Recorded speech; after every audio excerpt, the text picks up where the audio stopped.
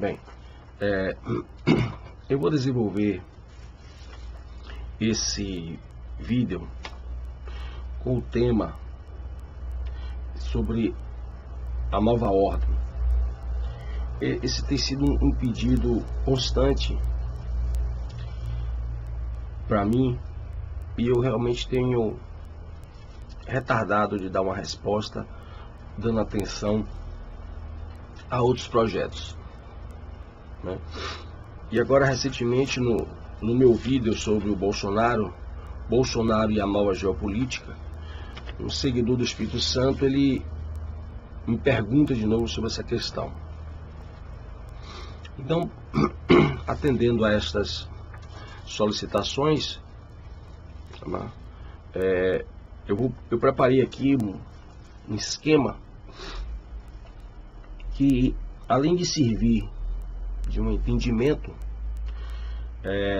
eu espero também que lhes sirva a todos vocês, sirva de uma orientação de estudos. É claro que eu vou chamar atenção para questões que, no meu entendimento, são falhas terríveis, no sentido de como se trata a teoria ou até mesmo a filosofia no Brasil e particularmente no ambiente acadêmico brasileiro. É claro que existem exceções, isso é fantástico, mas em regra o nosso ensino resumido termina nos trazendo também um entendimento resumido. E isso gera sérias consequências, porque não dá para entender a complexidade do pensamento moderno, como nós chamamos, da filosofia moderna, com resumo. E esses resumos, eles trazem falhas terríveis, no sentido mesmo de omitir pontos importantes que estavam naquele momento no debate entre as teorias, entre as filosofias, entre os pensamentos, como se chama, em formação. Tá certo? Então, a primeira coisa para a gente entender o que é a nova ordem é exatamente a gente entender as duas dimensões, modernidade e pós-modernidade.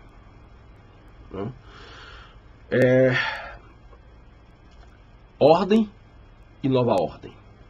O que nós temos no campo da política, da geopolítica, da economia global, que a gente tem chamado de maneira muito vaga de nova ordem.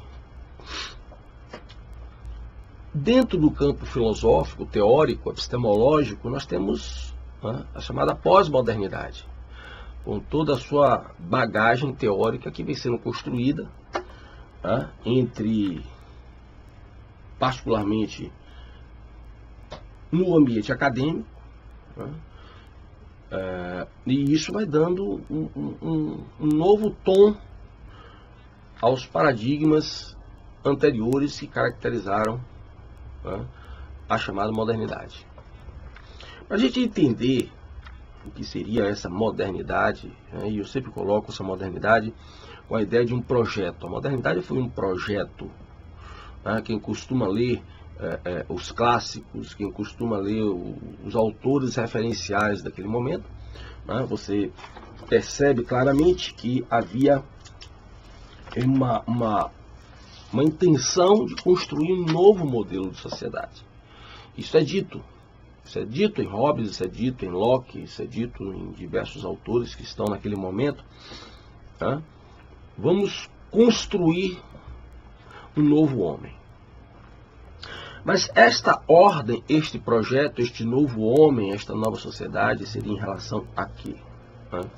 Exatamente ao modelo que vinha até então, muito influenciado pelo cristianismo, através da Igreja Católica, e que os próprios modernos passaram a chamar de Idade Média. Por que Idade Média?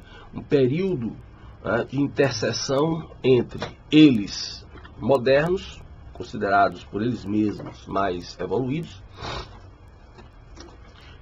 modernidade passa a ter esse tom de evolução, e essa distância entre eles, modernos, e os antigos.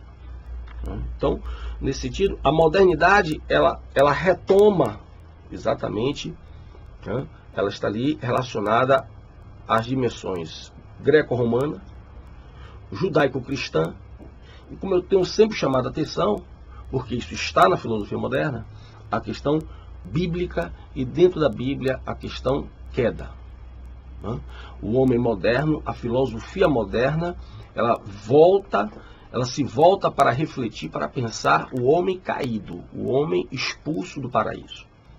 Eu sempre chamo a atenção disso porque aqui no Brasil, simplesmente, esses livrinhos acadêmicos, introdutórios, esses resumos, esses livrinhos de escola, eles simplesmente apagaram essa importante relação entre a teologia e a filosofia, e a partir dessa relação entre a teologia e a filosofia, como isso se reflete na teoria jurídica e na teoria política, ou seja, na forma de pensar o direito e na forma de pensar o Estado. É isso que em outros vídeos eu venho inclusive chamando a atenção para o que eu denomino de as questões teológicas, que chegam até hoje, neste momento que nós estamos vivendo, que para muitos já é a pós-modernidade. Então, este é o fio condutor de todo o raciocínio que é preciso ser estabelecido para efeito de entendimento.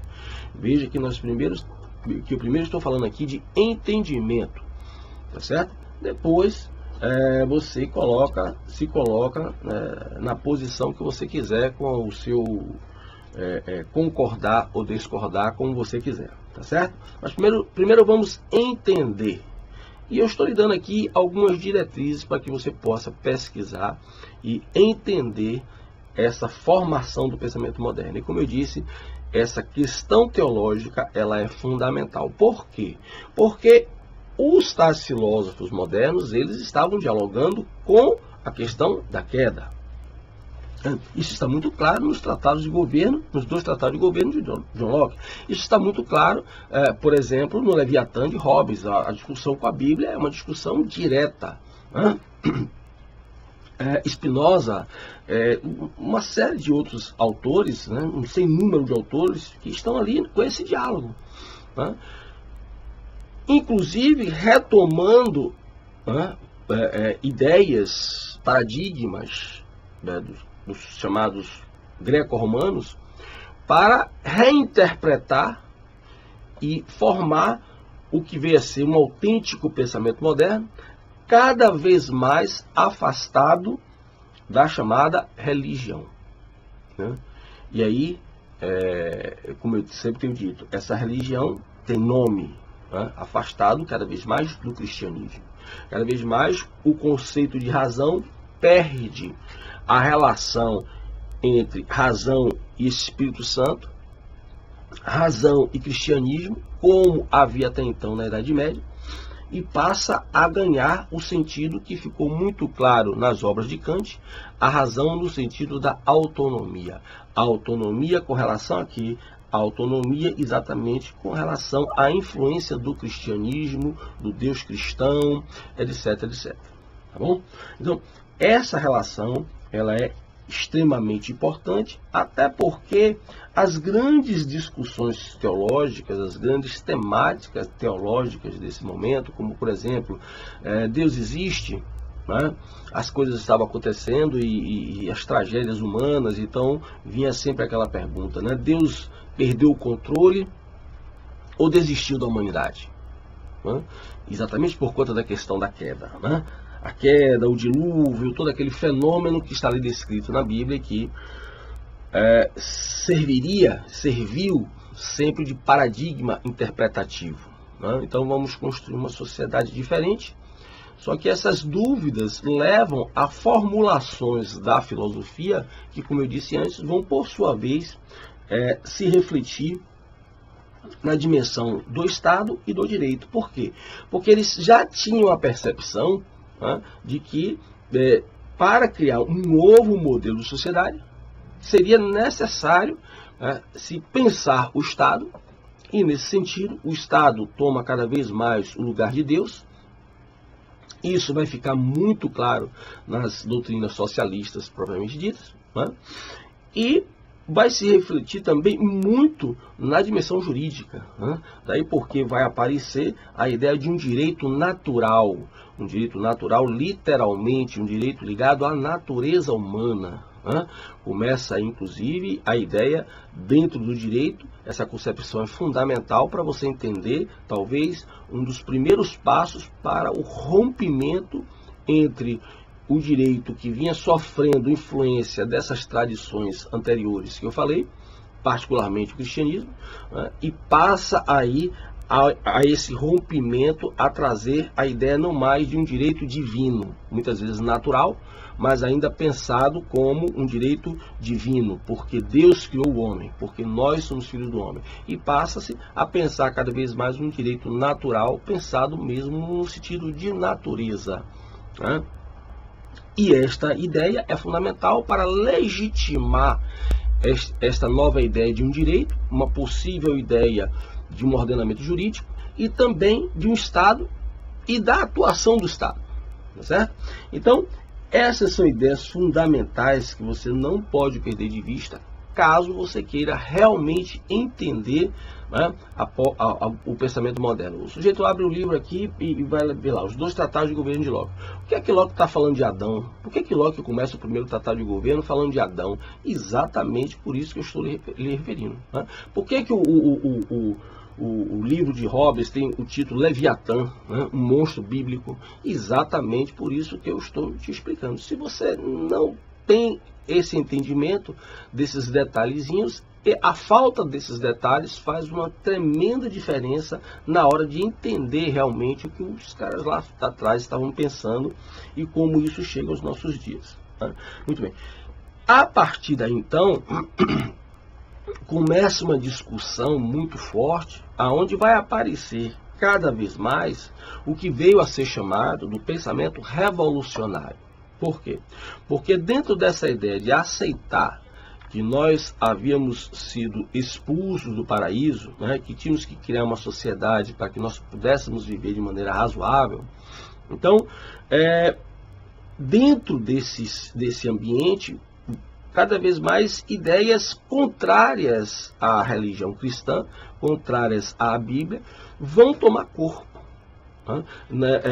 Podemos falar aí de um grupo que aceita, digamos, um direito natural, de natureza, mas continua acreditando em Deus, tá certo? E um outro grupo, digamos assim, que começa um processo de ruptura mais radical, e vai buscar na dimensão teológica um amparo, uma explicação, uma justificativa para esse rompimento cada vez mais radical. É aí que aparece o que veio a ser chamado depois do pensamento revolucionário, e daí porque todo pensamento revolucionário, como eu tenho dito, é nesse ambiente que aparece a ideia luciférica. Aí porque você vai entender que todo pensamento revolucionário ele está inspirado na ideia luciférica. E isso está muito claro no livro de Bakunin, por exemplo, Deus e o Estado, onde o Bakunin ele rende toda uma homenagem a Lúcifer, chamando Lúcifer de novo pensador, o livre pensador, aquele que deu o grande exemplo para a humanidade, para o homem, se libertando de um Deus tirânico. Então, você tem aí, digamos, grosso modo, 2 dimensões dentro da própria modernidade. Os deístas, certo? E os ateístas e os luciféricos. Eu, particularmente, eu não acredito, tenho estudado muitos anos, e eu não acredito no chamado ateísmo. Eu acho que a palavra ateísta ou ateísmo, ele é muito mal empregado dentro do pensamento moderno, porque de todos os autores que eu já li, e eu gosto muito de ler os autores, o próprio livro, para que eu possa emitir também minha opinião, eu não vejo neles a ideia de descrença, de não existir Deus. E o ateísmo ele traz exatamente essa conotação de que Deus não existe. todos aqueles autores que, de modo geral, nós costumamos chamar de ateístas, eles estão muito mais no campo, digamos, da não subjugação. Não queremos seguir Deus, não vamos aceitar esse Deus tirânico. Isso está muito claro, inclusive, mais recentemente, na própria obra de Nietzsche. Quem conhece um pouco da obra de Nietzsche sabe muito bem que, ao ler o Anticristo, e não é por acaso títulos como esse, não tão raros no século XIX, aí, por que estudar tanto sobre o Anticristo? Quem é o super-homem na obra nietzschiana? Então, quem vai ler Nietzsche percebe muito bem que Nietzsche não é exatamente um ateu. Nietzsche está muito claro, já no momento mais recente do século XIX, em que ele decide apagar a luz. Ele decide não seguir a Deus. Ele decide não ser obediente a Deus. Essa ideia de desobediência, que é exatamente uma ideia adâmica, ela está muito mais presente nesse grupo mais radical que eu falei, que decide tomar uma postura cada vez mais extrema de afastamento dessa tradição judaico-cristã. Essa ideia de desobediência está muito mais clara do que a ideia de ateísmo, a ideia de não acreditar na existência de Deus propriamente dita. Nesse sentido, como eu tenho dito em outros livros e aqui em outros vídeos, e aqui eu vou passar rapidamente, a obra do Sr. Karl Marx e do Sr. Engels, ela é exatamente um resumo de uma série de tradições revolucionárias que já haviam até então, e particularmente, muito particularmente mesmo, o próprio Manifesto Comunista. Esse sim, ele é exatamente uma tentativa de articular diversas linhas de análise que vinham até então, fazendo com que ali se encontrasse já um perfeito manual de instruções para que pudesse ser aplicado desde aquele momento até os nossos tempos. Muito bem. Daí então, espero estar um pouco clara a ideia de ordem. O projeto, a modernidade é um projeto que estabelece uma ordem. Estas foram ou são as principais características que vão fundar esta ordem. Então, esta ordem com relação ao modelo que vinha até então. Um racionalismo cada vez mais pagão. Um racionalismo cada vez mais autônomo. Autonomia em relação aqui a Deus. Isso está muito claro, vai ficar esse racionalismo pagão, esse racionalismo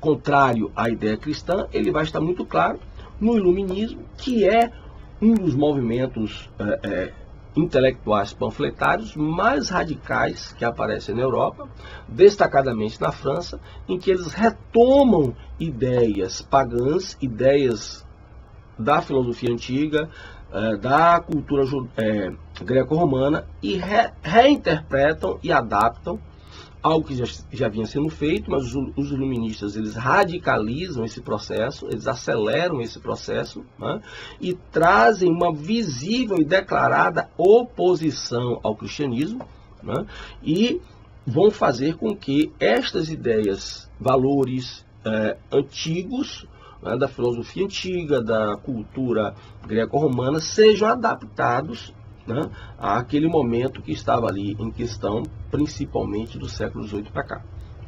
Nesse contexto, se faz necessário dizer algo que é muito mal interpretado no Brasil, o papel da filosofia, se é que nós podemos chamar assim, um discurso entre os filósofos e os filósofes, mas vamos lá, o senhor Marquês de Sade. O senhor Marquês de Sade, que não é o único daquele momento, ele representa sim uma tendência revolucionária radical, que é exatamente trazer a ideia de que para destruir o cristianismo era preciso proporcionar uma revolução sexual. Daí porque já era uma tradição entre os iluministas e particularmente nos cafés, né, nos salões de reunião para discussões teóricas, filosóficas, naquele momento, na França principalmente, entre os chamados iluministas, ou que assim se apresentavam, eles, ao final desses cafés, ao final dessas reuniões, eles sempre terminavam em orgias. Por quê? Porque passa-se a se considerar, traz essa ideia greco-romana e passa a se considerar que, como nós não vamos chegar a Deus, como nós não vamos chegar a desfrutar o gozo do paraíso, só restaria para a humanidade desfrutar do gozo sexual, do orgasmo.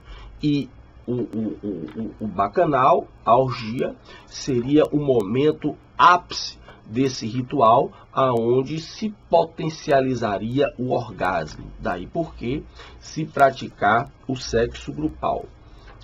Daí também nasce a ideia, ou melhor até dizendo, renasce a ideia, né, do sexo com a criança, o que nós chamamos de pedofilia, e no direito penal nós chamamos de estupro de vulnerável. Hoje, né, a criança na idade antiga, no período antigo, era muito comum, né, a criança ser, não só ter, mas inclusive ser iniciada sexualmente. Né? A pedagogia tem essa origem, né? O pedagogos era aquele que, além de algumas artes, né, como a gramática e a oratória, ensinava também a criança, iniciava também a criança na arte sexual. Né?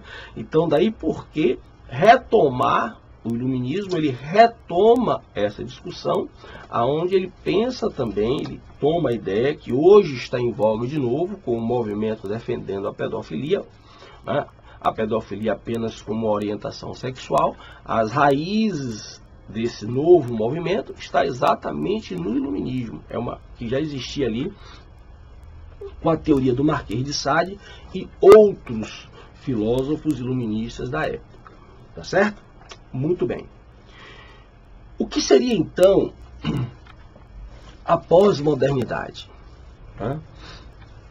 O que seria então esta nova ordem? A nova ordem é exatamente a tentativa de implantar um modelo novo, tá? Não mais diretamente relacionado à Idade Média, mas agora relacionado ao próprio modelo modernidade. Por isso, o nome no campo filosófico, teórico, epistemológico, pós-modernidade.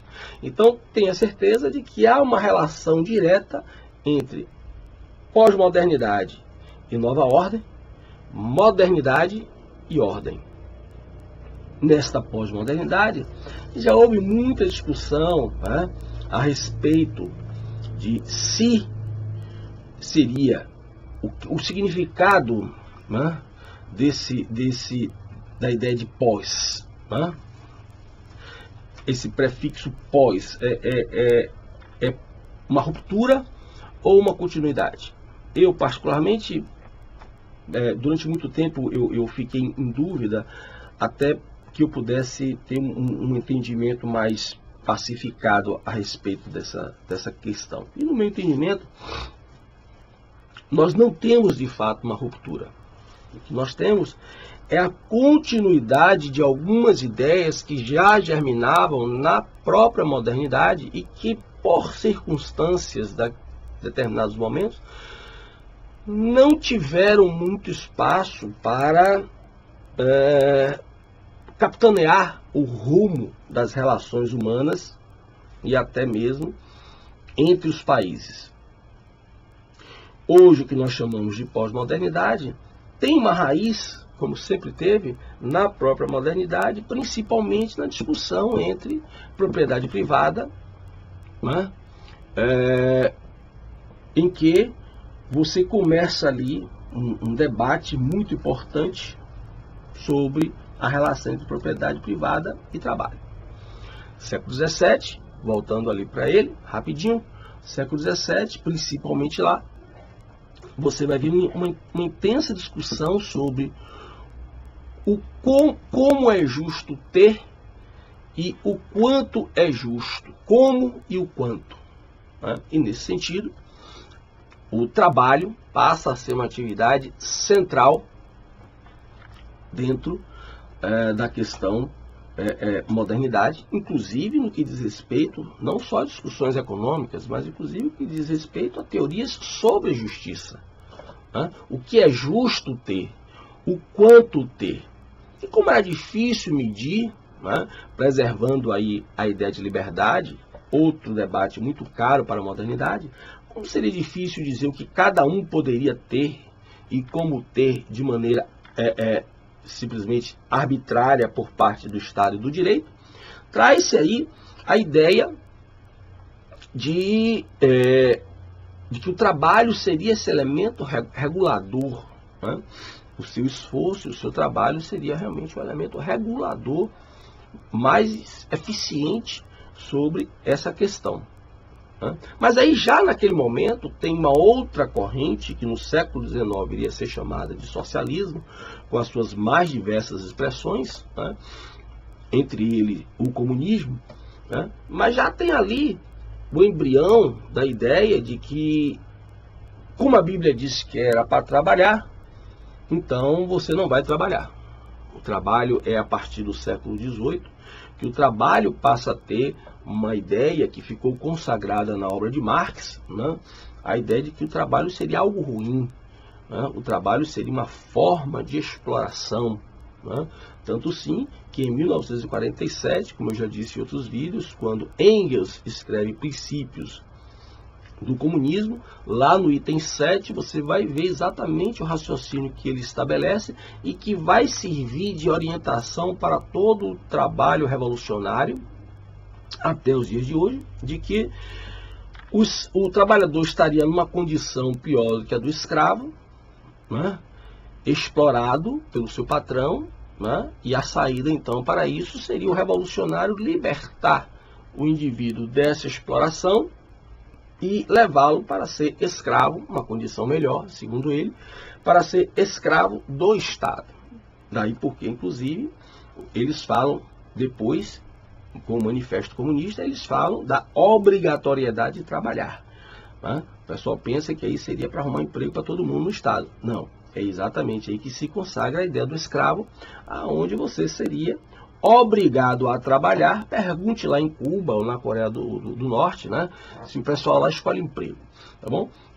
Você seria obrigado a trabalhar para o Estado, fosse a função que fosse. Quem determina a sua vida dentro do sistema socialista, independente das vertentes, fascista, nazista, comunista, fabiano, independente dessas vertentes, quem comanda a sua vida é o Estado, né? Você não tem querer porque você é um alienado. Então, o revolucionário e o partido estão sempre de prontidão para dizer o que você tem que fazer, porque são mais esclarecidos do que você. Tá certo? Muito bem. Então, a pós-modernidade e, consequentemente, esta nova ordem, ela não é propriamente uma ruptura.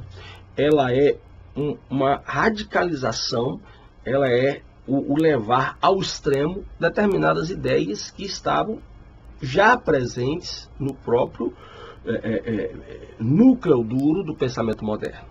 Às vezes aparenta ruptura, por quê? Porque está rompendo, está fazendo se afastar a tradição liberal, a tradição das liberdades individuais que vinha até então. E nesse sentido eu quero apenas fazer um parêntese que eu acho muito importante, né, para alertar você que está assistindo esse vídeo sobre as diversas concepções de liberdade que existem, tá certo? E muito cuidado, porque está havendo uma distorção sistemática sobre o conceito de liberdade, exatamente para se culpar o liberalismo e fazer com que você peça a abolição da liberdade, para que você, com isso, peça a vinda, a chegada, a concretização de uma ditadura socialista, que é o que está caminhando o mundo todo. A pós-modernidade, esta nova ordem, isso é um consenso, né? Para quem entende do assunto, a pós-modernidade, esta nova ordem, ela é será uma sociedade socialista. O mundo será socialista. Se você acha que com isso chegou sua vez, deixa eu lhe dizer que com isso você está defendendo a perda das liberdades individuais. Eu aconselho, inclusive, que você leia este livro, A Conspiração Aberta, de H.G. Wells. Exatamente um dos principais teóricos fabianos na Inglaterra, aonde você vai encontrar aqui um dos principais livros sobre o problema de como seria um projeto para instaurar essa nova ordem. A Conspiração Aberta e o subtítulo Diagramas para uma Revolução Mundial. Eu aconselho que você leia esse livro. Um só livro, você já vai com certeza entender muita coisa do que está acontecendo e vai parar com essa ideia, que é outra coisa importante, de teoria da conspiração, tá bom? Pare com essa ideia de teoria da conspiração, teoria do complô, porque, como eu já disse em outros vídeos, isso é coisa de gente de pouca cultura. Tá certo? Não existe teoria da conspiração. Essa versão debochada do assunto, no meu entendimento, foi criada propositalmente para que as pessoas não tivessem estímulo de estudar isso. Não é como se fosse um misticismo infantil. Tá bom? Se você prestar atenção na literatura da filosofia moderna, jurídica principalmente, você vai ver que essa ideia de um governo mundial ela é antiga. Ela está em Vattel, ela está em Grotius, ela está em Hobbes, ela está em Kant. É uma ideia comum, a ideia de que seria necessário um governo central para capitanear uma possível paz entre as nações. Isso é comum, não tem nada, aí é que está, né? Como eu disse, o estudo de pouca leitura, de resumos, faz com que as pessoas percam pontos importantes para o entendimento, inclusive, do mundo atual. Porque, como eu estava dizendo, o mundo atual ele é um reflexo, ele é uma continuidade dessas discussões modernas. Aí, o que é que você tem, como eu disse antes, você tem um jogo entre alguns blocos, algumas correntes, alguns grupos. Então, digamos, os deístas, aqueles que, apesar de terem certas dúvidas quanto a Deus, mas ainda acreditavam em Deus, esses deístas hoje, eles estão cada vez mais perdendo espaço dentro da filosofia, se é que ainda tem algum, e está ganhando cada vez mais espaço o grupo dos ateístas, dos luciféricos, aqueles que acham que com a revolução, imitando Lúcifer, imitando a revolução, a desobediência de Lúcifer, que com isso seria possível trazer um mundo melhor. Então não perca de vista essa questão teológica, senão você não vai entender nem mesmo o porquê do movimento ambiental, por que a Igreja Católica, particularmente o Papa, esse Papa jesuíta, o Papa Francisco, por que ele está capitaneando uma unificação das religiões. Quando você unifica as religiões, nenhuma delas é nada mais do que era antes. Tá certo? Se você unifica as religiões, todas elas deixam de ser o que são, para ser alguma outra coisa que ninguém sabe o que é que vai ser. A dialética. Tá bom? Então, e qual é o objetivo fundamental de unificar as religiões com uma ideia que está aí, enfeitiçando muita gente, a ideia de que todas as religiões têm algo em comum, então vamos criar uma religião unificada para localizar esse algo em comum. E através desse algo em comum, as religiões, nós poderíamos ter uma ética mundial. O Hans Kinger é um dos principais defensores dessa ideia. Nós teríamos uma ética mundial e aí sim o mundo ia viver em paz, sem nenhum problema, porque todos seriam obrigados no mundo todo a seguir essa ética mundial que estaria sendo localizada através da conjunção de todas essas religiões. Muito bem. Essa ideia, ela visa exatamente quebrar o cristianismo. Não está se importando com as outras religiões. A meta disso é exatamente quebrar com o cristianismo. Por quê? Porque para destruir a sociedade ocidental, a cultura ocidental, é importante atacar o cristianismo. Porque a sociedade ocidental, o mundo ocidental, a civilização ocidental, ela não surge com o cristianismo. Mas na medida que o cristianismo vai tomando determinados rumos, ele vai se tornando a viga mestra desse edifício, dessa construção chamada cultura, chamada civilização ocidental.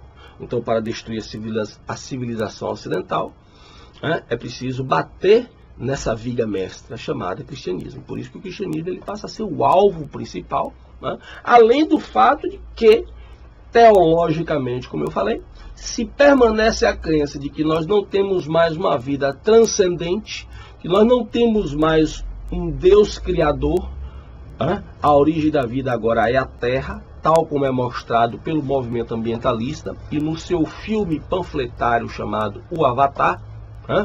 Se a origem da vida é a Terra, a deusa agora é a deusa mãe, a deusa primitiva, mãe, não é mais um Deus, não é mais o Deus criador da vida. Então, nada melhor do que você destruir este modelo para implantar um paraíso por aqui mesmo.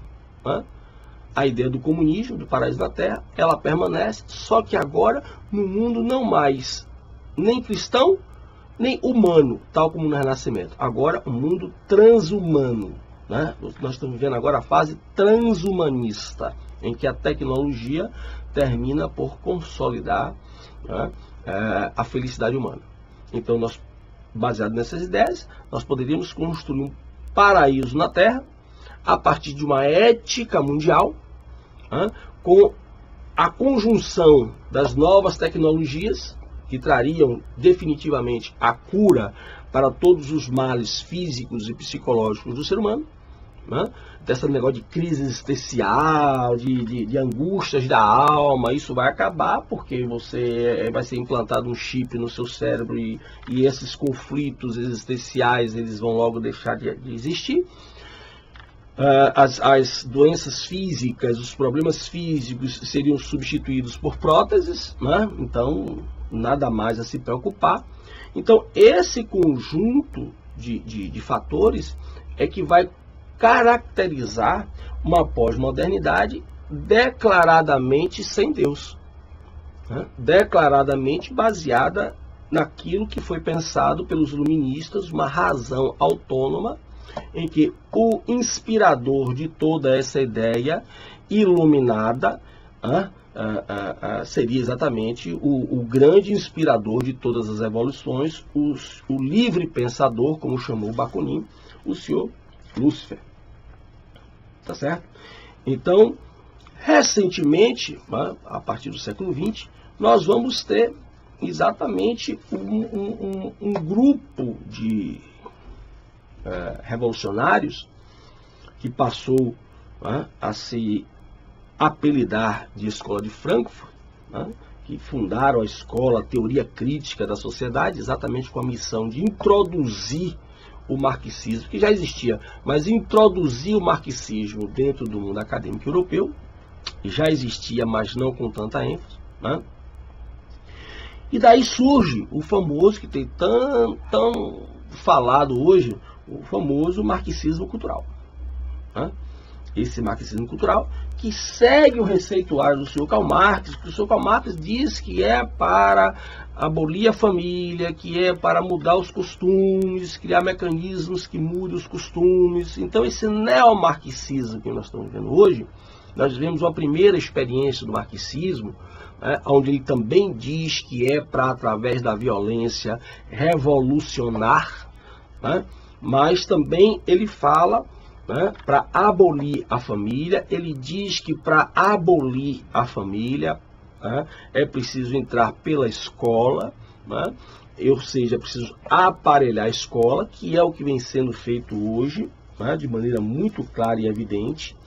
Apesar de que nós que defendemos a escola sem partido, às vezes somos xingados como se estivéssemos vendo